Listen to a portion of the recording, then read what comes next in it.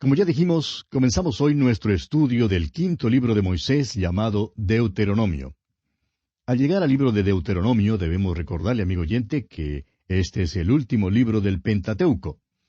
Los primeros 5 libros de la Biblia fueron escritos por Moisés y constituyen lo que se llama el Pentateuco. Estos libros son Génesis, Éxodo, Levítico, Números y Deuteronomio. Ahora la palabra deutero significa dos o segundo, y nomión significa la ley. Por tanto, la palabra Deuteronomio significa la segunda ley. Ahora no debemos inferir que es una repetición de la ley como fue dada a Moisés allá en el monte Sinaí. Esto es más que una repetición. Es otro ejemplo de la ley de repetición, como ya lo hemos visto en la Escritura. El Espíritu de Dios tiene su método de decir algo en forma de bosquejo, y luego vuelve y pone énfasis sobre una porción notable de lo que ha dicho. Este es un método de énfasis. Es el método que Dios usa para llamar nuestra atención particular al respecto. Las leyes específicas que necesitaban énfasis se repiten y son tratadas detalladamente. Por ejemplo, encontramos los 10 mandamientos en el capítulo 5. Así pues, Deuteronomio es un comentario sobre la ley mosaica. Veamos ahora algo sobre el escritor. Moisés es el autor de Deuteronomio. Moisés, el hombre que conoció a Dios y con el cual Dios habló cara a cara. Los hijos de Israel vieron las obras de Dios, pero no le conocían a él.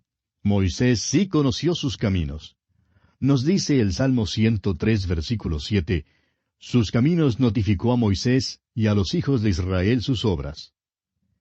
Deuteronomio es, pues, el resultado de este conocimiento íntimo, además de la experiencia de los 40 años en el desierto. Veamos ahora cuál es el propósito de este libro de Deuteronomio. Deuteronomio es el libro de experiencia y obediencia. Se ha añadido algo nuevo. Es la ley interpretada a la luz de 38 años de experiencia en el desierto. Dios les dio la ley en el monte de Sinaí. Ahora, ¿cómo les fue a ellos con esa ley? Bueno, han tenido 39 años de experiencia y han surgido nuevos problemas. Estos problemas no fueron abarcados específicamente por la ley. Vimos en nuestro estudio del libro de Números que las hijas de Zelofead, por ejemplo, habían llegado a Moisés y le habían dicho que su padre no tenía hijos varones vivos. Toda la familia consistía de 5 muchachas. Ahora la ley dice que un hijo varón es quien debía heredar la tierra. Y por tanto, le preguntaron si ellas tenían derecho de herencia o si la tierra dejaría de ser de la familia de su padre y así ellas la perderían. Por tanto, tuvo que haber una interpretación de la ley.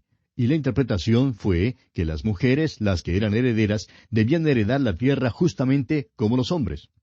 Ahora, una nueva generación se había levantado y era poco conocedora de las experiencias del monte Sinaí. Necesitaban dirigir su atención a la ley e interpretarla a la luz de 38 años de experiencia. Vamos a encontrar un énfasis especial aquí en este libro. Dios manda a su pueblo que debe enseñar constantemente la ley a sus hijos. Nos preguntamos, amigo oyente, si hoy en día no es ese el gran descuido en el hogar. Hablamos del fracaso de las escuelas y del fracaso de la iglesia, y estamos de acuerdo que ambas fallan miserablemente en educar a nuestros niños y niñas.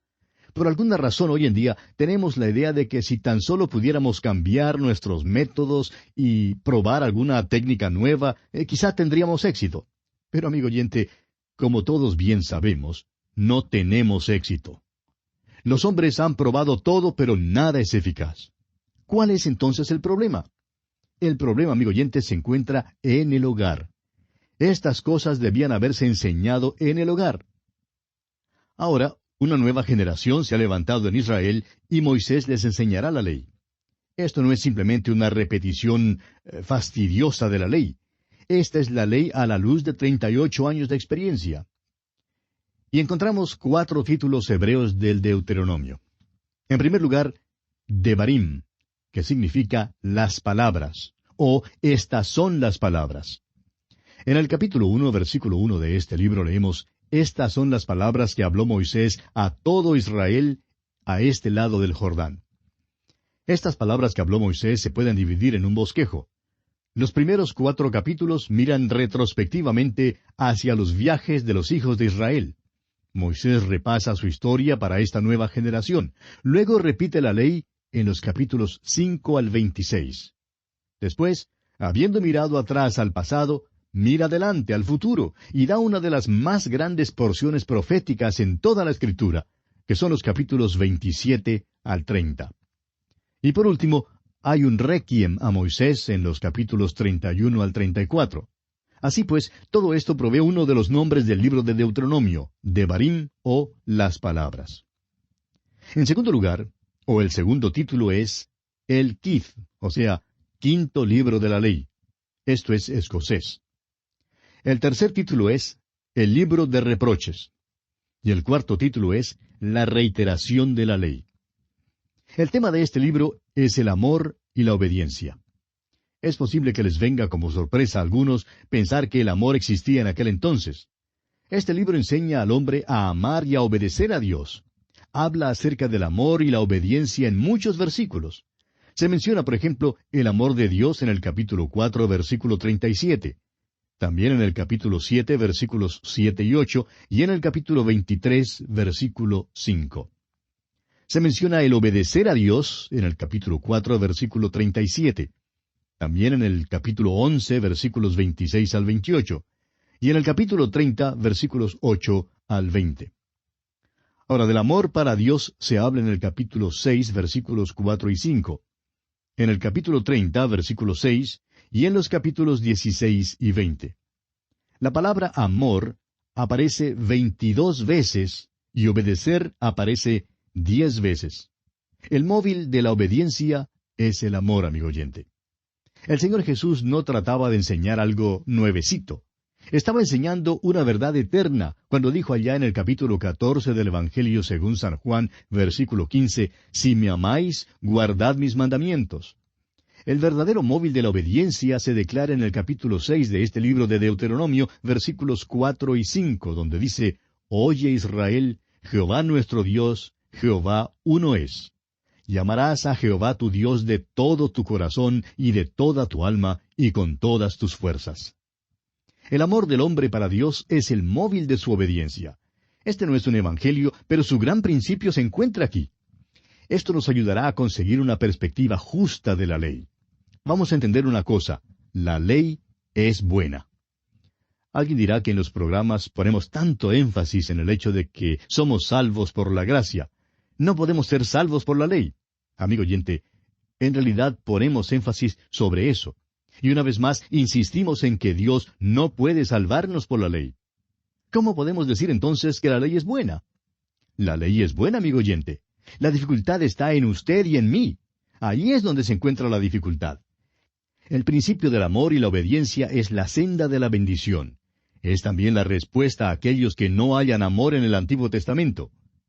El amor, amigo oyente, sí se encuentra en el Antiguo Testamento y la ley también se encuentra en el Nuevo Testamento. Moisés les suplica que obedezcan. Debían obedecer porque Israel pertenecía a Dios. Dios les amaba y quería guardarles y prosperarles. Debían entonces manifestar a Dios su agradecimiento. Dios nos ha dado leyes porque nos ama, amigo oyente. Sus leyes son eternas y gran bendición resulta al guardar esas leyes. La dificultad, amigo oyente, está en el corazón humano. Una nueva generación había llegado al otro lado del río Jordán, como lo vemos en el capítulo 1, versículo 5. Les queda un mes antes de entrar en la tierra prometida, de acuerdo al versículo 3 del mismo capítulo 1. Aquellos de la generación que habían salido de Egipto ya habían muerto y sus huesos se desintegraban bajo los cielos del desierto a causa de su incredulidad y desobediencia. Habían violado la ley de Dios por sus pecados de comisión. Habían demostrado su falta de fe en Dios por los pecados de omisión. La incredulidad, amigo oyente, es pecado. No es que la ley sea mala, amigo oyente, sino que la carne es débil. El apóstol Pablo nos dice en su carta a los Romanos capítulo 8, versículo 3, «Porque lo que era imposible para la ley, por cuanto era débil por la carne, Dios, enviando a su Hijo en semejanza de carne de pecado, y a causa del pecado, condenó al pecado en la carne». Es la carne la que es mala. Esa es la razón por la cual Dios debe tener una base totalmente diferente para salvarnos. Vamos a entender, pues, que la ley es buena, amigo oyente. Hoy en día hay muchos que creen que debemos acabar con las leyes. pero se equivocan por completo. Moisés da a esta nueva generación las instrucciones finales del Señor antes de que ceda, al morir, el liderazgo de la nación. Pasa revista a las experiencias del desierto y pone énfasis de nuevo en ciertos aspectos de la ley. Les da a conocer su próxima morada a la luz del pacto palestino, el cual Dios había hecho con relación a esa tierra. Veremos que la ley mosaica no fue dada tan solo a un pueblo, sino que también fue dada a una tierra. Luego les enseña un nuevo cántico, bendice a las 12 tribus y se prepara para morir. Un requiem a Moisés concluye este libro de Deuteronomio. Ahora esta nueva generación era poco conocedora de las experiencias del monte Sinaí. Necesitaban tomar nota de la ley. Necesitaban una interpretación a la luz de las experiencias pasadas. La necesitaban para su futura morada en esa tierra prometida. Ahora el libro de Deuteronomio ha sido el centro de ataque de los críticos. Nos preguntamos si usted, amigo oyente, ha notado eso. La paternidad literaria del libro fue primero puesta en tela de juicio. La crítica original era que Moisés no pudo haberlo escrito porque no estaba en existencia el arte de escribir en los tiempos de Moisés. Esta crítica ha sido refutada posteriormente en forma absoluta. Luego los críticos declararon que el fin del libro era glorificar el sacerdocio en Jerusalén, pero no se mencionan en el Deuteronomio ni el sacerdocio ni Jerusalén. Mucha de esta crítica provino de la hipótesis de Graf Wellhausen, la cual provino hace años de las universidades alemanas. Todavía se enseña en muchos de los seminarios en los Estados Unidos. No sabemos por qué la enseñan, pero aún la enseñan. El motivo probable del ataque satánico contra el libro de Deuteronomio es que el Señor Jesucristo citó exclusivamente de este libro cuando Satanás le tentó. No es de extrañar entonces que Satanás odie este libro. Usted recordará que en la primera tentación, que se registra allá en San Mateo capítulo 4, versículo 4, y en San Lucas 4:4, Jesús citó de Deuteronomio capítulo 8, versículo 3. En la segunda tentación, registrada en Mateo 4:7, y en San Lucas 4:12, Jesús citó de Deuteronomio 6:16. En la tercera tentación, que se registra en Mateo 4:10 y en Lucas 4:8, Jesús citó de Deuteronomio capítulo 6, versículo 13 y capítulo 10, versículo 20. El Deuteronomio, amigo oyente, exalta la palabra de Dios. Dice el versículo 7 del capítulo 6, «Y estas palabras que yo te mando hoy estarán sobre tu corazón». Amigo oyente, no es la Biblia que usted lleva bajo el brazo lo importante. Más bien, es la Biblia que usted abre delante de sus ojos y que estudia y lee lo que es importante. Los profetas del Antiguo Testamento citaban con mucha frecuencia del Deuteronomio. En el Nuevo Testamento hay más de 80 referencias a este libro. Bien, veamos ahora algunos rasgos que llaman la atención. Hay rasgos que sí llaman la atención en este libro de Deuteronomio. Entraremos en más detalle al encontrarlos en nuestro estudio, pero son los siguientes. En primer lugar, la mayor declaración doctrinal en todo el Antiguo Testamento se encuentra en el capítulo 6, versículo 4. En segundo lugar, la primera mención de la gran tribulación la encontramos en el capítulo 4, versículos 29 al 31. En tercer lugar, la promesa de un profeta verdadero. Esta la hallamos en el capítulo 18 de Deuteronomio, versículos 15 al 19. En cuarto lugar, la prueba para determinar a los profetas verdaderos y falsos la encontramos en el capítulo 18, versículos 20 al 22. En quinto lugar, tenemos la historia de Israel en la tierra, escrita antes de que entren en la tierra, en los capítulos 28 al 30. En sexto lugar, tenemos el pacto palestino, que abarca los capítulos 29 hasta el versículo 10 del capítulo 30. En séptimo lugar, el cántico de Moisés, cántico profético, en el capítulo 32 de Deuteronomio. Y en octavo y último lugar, tenemos la muerte solitaria y extraña de Moisés, que encontramos en el capítulo 34 y los versículos 5 al 8. Estos, pues, son los rasgos que llaman la atención en este libro de Deuteronomio. Y ahora ya estamos listos para entrar en el capítulo 1. Es importante notar aquí que los primeros 4 capítulos de este libro dan una mirada retrospectiva a las jornadas de los hijos de Israel. En realidad, estos 4 capítulos constituyen el primer discurso que fue dado por Moisés. Este discurso se extiende desde el capítulo 1, versículo 6, hasta el capítulo 4, versículo 40. Moisés está recordando su historia pasada. Comencemos pues leyendo el primer versículo de este capítulo 1 de Deuteronomio. Estas son las palabras que habló Moisés a todo Israel, a este lado del Jordán en el desierto, en el Arabá, frente al Mar Rojo, entre Parán, Tofel, Labán, Aserot y Disaab. Desde ese monte le es posible a uno ver la ciudad de Jerusalén. Ahora lo que se ve hoy no parece ser una tierra prometida de ninguna manera. Se ve más bien como un desierto, y esto revela lo que ha pasado a través de los siglos en esa tierra. Cuando Moisés la miró, creemos que vio una tierra floreciente y buena. Pero hoy en día es un desierto. Leamos ahora el versículo 2 de este capítulo 1 de Deuteronomio. 11 jornadas hay desde Horeb, camino del monte de Seir, hasta Cades Barnea. El monte Sinaí está en Horeb. Era una jornada de unos 11 días desde Horeb hasta Cades Barnea. Esta era la entrada a la tierra prometida. Ahora Israel pasó 38 años peregrinando, cuando debió haber pasado solamente 11 días para entrar en la tierra prometida. Ahora, ¿por qué ocurrió esto? Por causa de su incredulidad, amigo oyente. Su marcha fue cambiada en peregrinación y llegaron a ser simplemente extranjeros y peregrinos en ese desierto. Este es el resultado triste. ¿Por qué fue así? Porque eran tardos para aprender, se desviaron a causa de su incredulidad. Y nosotros también somos tardos para aprender, amigo oyente. Creemos que nos caracterizaríamos al decir que no somos tan prestos para aprender. La verdad es que tenemos los coeficientes intelectuales muy bajos, espiritualmente hablando.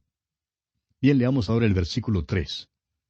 Y aconteció que a los 40 años, en el mes 11, el primero del mes, Moisés habló a los hijos de Israel conforme a todas las cosas que Jehová le había mandado acerca de ellos. Al final de su tiempo de peregrinación, Moisés les da su discurso, su primer discurso. Sus palabras fueron dadas verbalmente y luego más tarde fueron escritas. En los tiempos pasados, los críticos encontraban culpa en esto, diciendo que en los tiempos de Moisés no existía el arte de escribir.